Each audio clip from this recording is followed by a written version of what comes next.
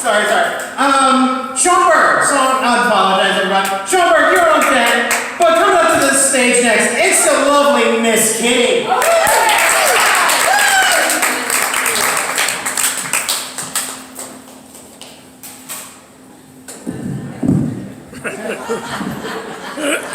Same comedy. I have gone 65 years without getting herpes.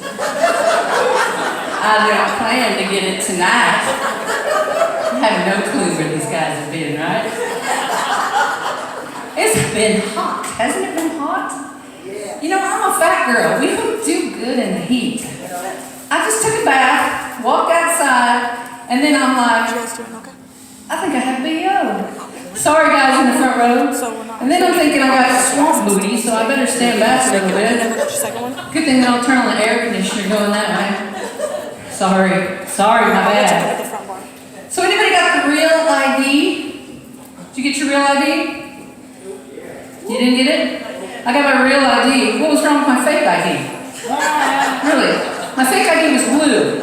I look good in blue. It was blue. My real ID is yellow. I look so fat and yellow. Is yours yellow? Yeah, don't you hate that color? Did you like it? No? Didn't you like the blue better? I like the blue better. I'm just talking, y'all, just for the hell of it. So anyway, here's the thing. We got the real ID so we can fly. I was flying anyway, right? Every weekend. So anyway, but you know that a child doesn't have to have ID to fly. You just take them to the airport. But the TSA depends on the child to give them the information. I know, it's crazy, especially if you're dealing with a 2-year-old. So I take Ed up there, my grandson, he's 2 years old. I give the guy my ticket, his ticket. And he looks at the ticket and he said, "You're Ed Woods, right?" Ed's 2 years old. He always answers, So I said, "Tell him your name." He said, "E." The guy said, "So you're Edward Woods?" And Ed says, So I said, "Tell him your full name." He said, "E. Woods." And the guy says, "So you're Edward Woods?"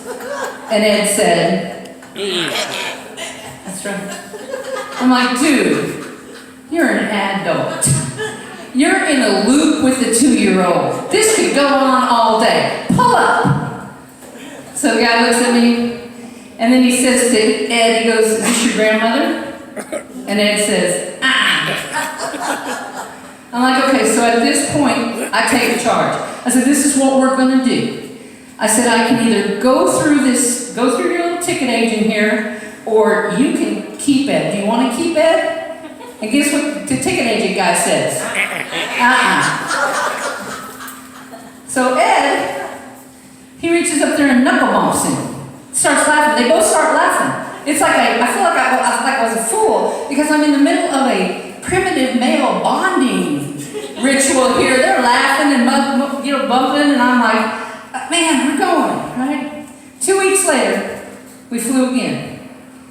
We go up there. Ed found out this guy's name before we went, though. His name was Doug. We go up there, Doug's not there, okay? Some new guy named Fred. Doug's working over on the conveyor belt. Doug yells at Fred, "Hey, they're okay." Ed's 2 years old, and he goes, I can't even make my head do that thing that men do. And then Fred goes, and then Doug goes, "I can't even do that." And I'm like, is that genetic? Is that some kind of caveman genetics? How do they know how to do that when they're 2 years old? I'm not bashing men, it's just their silent language, you know what I'm saying? But anyway, they're trying to take my mic away from me. So I'm gonna let you go, but hey, find me on Instagram.